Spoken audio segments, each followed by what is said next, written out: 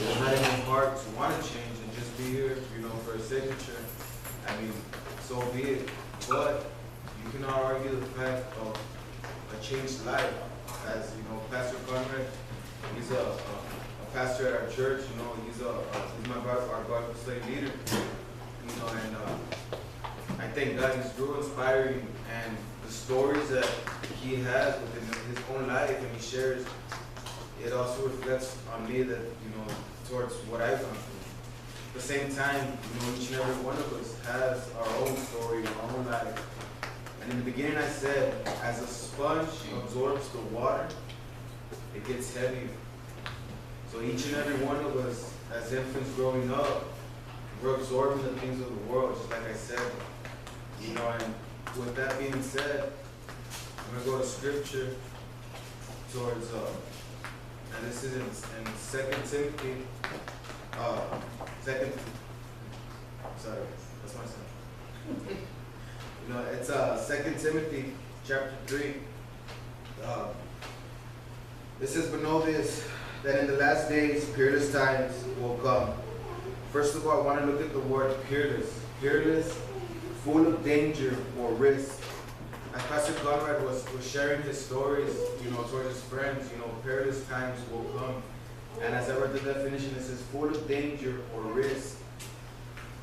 From as we were growing up as teenagers, we were starting to develop this risky thing that we wanted to go out and do something for ourselves, and as the scripture goes on, it says, for man will be lovers of themselves. And I want to, emphasize on this where it says for man. As it's saying for man, it's not just referring to man, but mankind. It says for man will be lovers of themselves, lovers of money, boasters, proud, blasphemers, disobedient to parents, unthankful, unholy, unloving, unforgiving, slanderers, without self-control, brutal, despisers of good, traitors, headstrong, hiding, lovers of pleasure rather than lovers of God, having a form of godliness but denying its true power. And for such people turn away, for of this sort are those who creep into households and make captives of gullible women loaded down with sins, led away by various lusts, always learning and never able to come into the knowledge of the truth. Just like I explained with the sponge, we're always learning, but never coming to the knowledge of the truth of what Jesus Christ has done for us.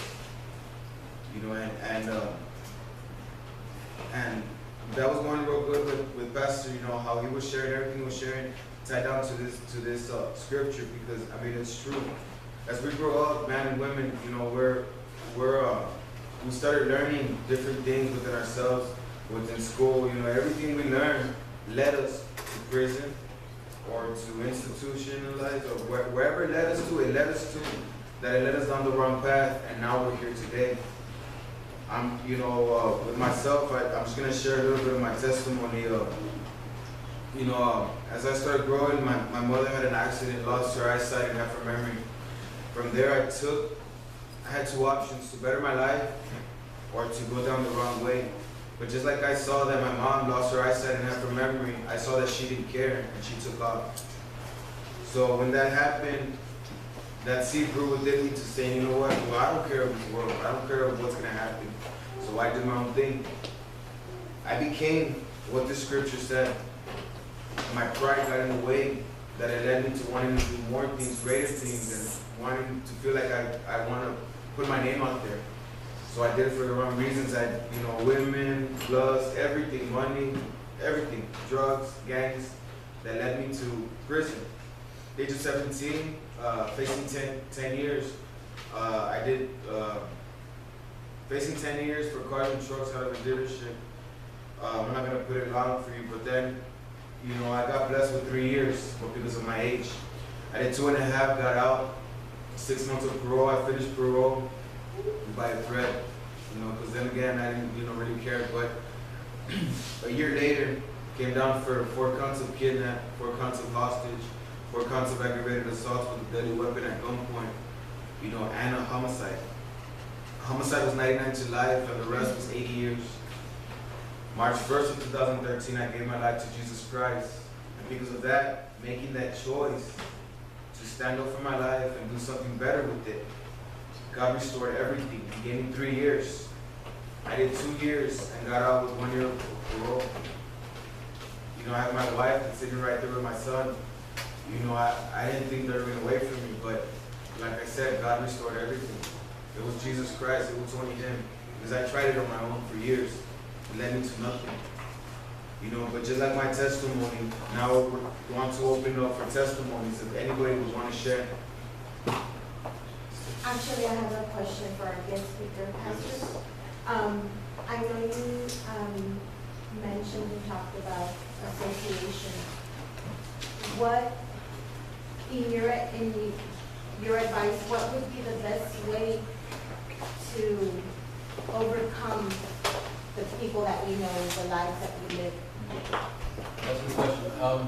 What I did personally, I kind of not replaced, but I started to get involved with more people that was going to help me along my life, like my pastor, because I saw him how he had his marriage, and then I longed for that. I said, let me get close to him, and he can show me how to have a marriage like that. And then brothers from church that were business-wise, that I saw their testimony, how they treated their wives, they had their lives were fruitful, they were blessed. And they must be doing something right. So I started hanging with them and talk to them. So just kind of got to dinner with you and then just speak your baby a little bit. You know, I want to be your friend. You know, if you don't mind. I'm like, yeah, absolutely. And they kind of took me under the wing and they helped us. That's what the church setting does. The church setting does, like, if I see Andy or Eddie or Isaac, I go up to them, hey man, what are you guys doing? And I know I can maybe rub off a little bit off them, all my experience, what I've done, and what God done in my life, and probably help along the way. I'm willing to do that. And that's what the church setting does. That's a very good question. I would say the more people you start to, again, wise people you start to cling to, you yourself start to become wise. Very good. Feather. There you go. Where's the feather? Any other questions, Professor Conrad? Yeah, I'll take your questions. I'm sorry that didn't, but yeah, I'll take your questions. What question you guys have? Let me know. I've been saved for about 18 years. I've been married for 25. You know, a long time. But was there ever a point where you just didn't want to go back to your worldly friends because you knew that, you know, the position you could put yourself in?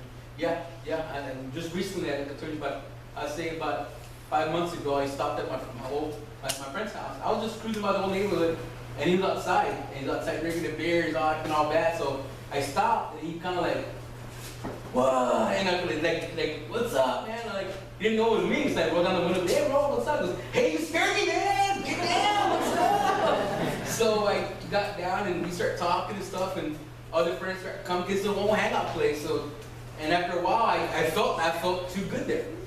I felt, my flesh felt like, this is, yeah, man, the music and the friends and the atmosphere, and I caught myself, I said, okay, I gotta stop.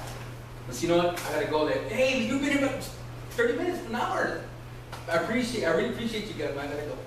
But every time they have something going on in their life, they call me. Hey, can you pray for me? My mom's in the hospital, or my sister's in the hospital.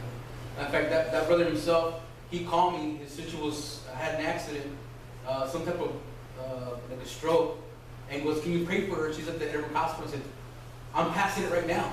I pulled in, went upstairs, prayed for her, said a sinner's prayer, and she passed away right there. And for that, it was like, man, I know God with you because what an answered prayer. I mean, she made heaven her home. So that, you know, so they respect me like that. You know, but yeah, there's times where like, whew, it was too good to go back and I gotta stop. You know, so. Any more questions? Somebody has a question? Sister? I know that you've done some things, for example, that you shared. I know that you didn't do prison time, or did you ever go to county? Yes. I got pulled over in Houston for my second DWI.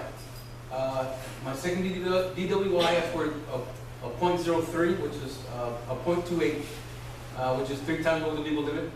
It was my second one. This one was with an accident. she was pregnant. So they said if the baby dies or something happens to her, you're going to Huntsville. And I was facing Huntsville time. So I went to county. I got processed through Harris County regular police department, and then under the tunnel, and when I got to Houston County Jail, they had just raped a 17-year-old kid, and everything was real chaotic. It was very, I mean, they were treating us real bad. I mean, they wanted blood. Someone overpowered a jailer, and then they escaped, and then they could rape somebody, and it was just a horrible time. And I was there for like, I don't know, maybe 24 hours, 48 hours, almost like 3 days, processing the whole thing, and then they just let me out downtown Houston. I don't know where to go. I'm like, I'm downtown. I don't know. There are rats this big, you know. So I don't know where to go. You know. So I called my friend, and you know, picked me up downtown, and he picked me up. And, but that's the time I experienced jail. But second time. After that, but then I told myself, I just won't drink and drive. I'll drink, but I won't drink and drive. You know, and that just didn't change. I was still a functioning alcoholic, drug addict. You know, still had a good job, but I was still alcoholic. So like many of us that do things that are against the law, but we don't get caught. That's just. Yeah. So someone told me, they said, all of us have broken the law. Someone's just been caught. And that's just the honest truth. You know, and again, the reason why we get, and again, up in Houston, I was getting involved in a lot of biker gangs and a lot of different people, and my life was really spinning out of control real bad, and I had to really pull back. And I came back to the valley thinking it was going to be better, and things just got worse. Again, because I had to choose to change I had to say no to certain things in my life, the friends, certain family members that I couldn't associate with anymore, because I know it's going to, being with them is going to lead down the wrong road. So I have to say no. More questions? Nah, you kidding. Thank you, appreciate it. You know, just like the pastor was saying, if you have to choose, choose to change. It's not just the same or it's actually something you could take to heart and take it and make it part of your life and choose it. I know when I got out, I have a year and a half since I've been out of prison. When I got out, I had to choose exactly what I wanted for my life. Was I going to go back to the same thing that I was part of? Or was I going to make the change? Like I said, my son is watching. It's a blessing to watch him. And we got another one on the way. Thank God. But everything I do, my son's watching. And I do not want to lead him to the wrong path. I don't want to lead him down the same road that I went through. So I had to choose. Even my own family telling me that when you get locked up again, hopefully you rot and you die. My own family telling me that. But why? Because I made the stand to say I'm not going to drink anymore. I'm not going to smoke. I'm not going to go back to the same world that got me where I was at. And they didn't like that. They told me, regardless of what you do, you're always going to be the same man. You're always going to be the same man. But if I chose to stay right there and let that indwell into my mind, in my heart, eventually I was going to go back. I was speaking death within my life, but I took the stand and said, all right, I got to get away from it. I got to choose. So I did. Because of that, I feel a huge weight come off my shoulders. Everything just, I feel like, it's better. It's way better.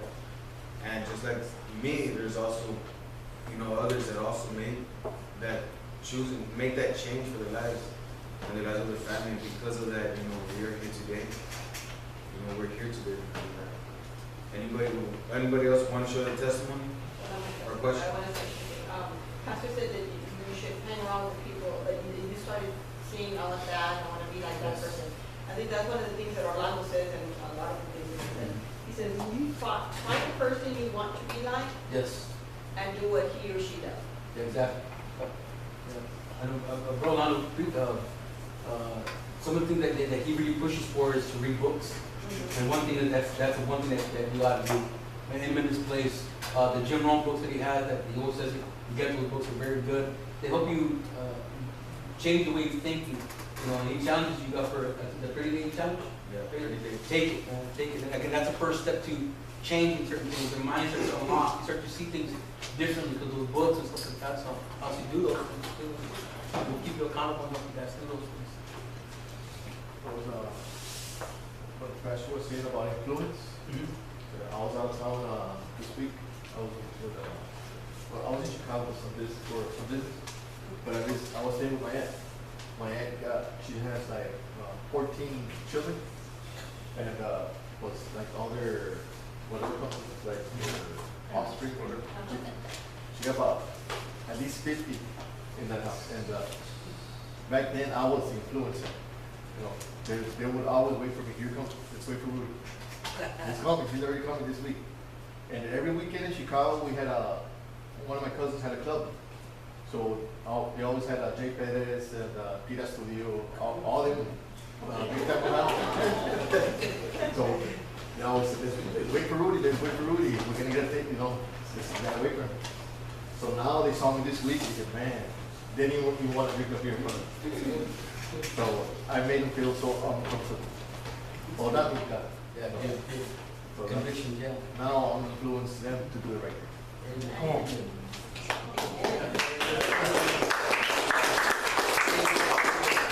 Okay, guys, if there's any more questions, and we're done. I'm gonna pass out the offering bucket, donations, if anybody would just like to.